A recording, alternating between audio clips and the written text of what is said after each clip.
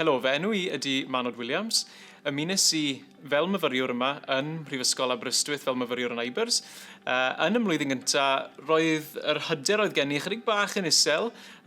Ges I anawsterau falle fel myfyriwr eiddfed I ffeindio stafelloedd ac yn y blaen, ac I gyfathrebu falle gyda myfyrwyr eraill ac hefyd gyda staff academaidd. Felly, des I ar draws y cynllun ar rhwydwaith signpost neu ffordd hyn a helpodd y rhwydwaith yma I mi yn bersonol I wella ar y sgiliau ni. Ges I hyfforddwr neu mentor signpost yn y cynllun yma.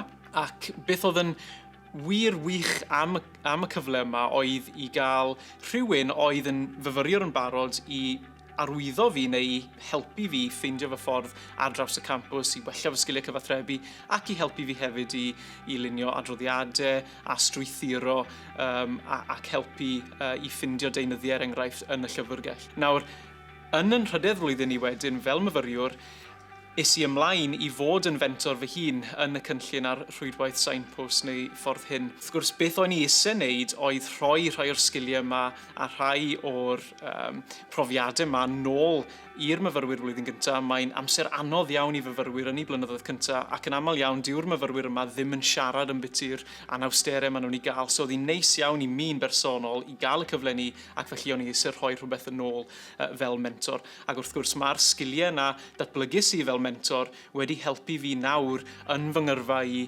fel darlithydd yma ym Prifysgol Aberystwyth yn Eibers.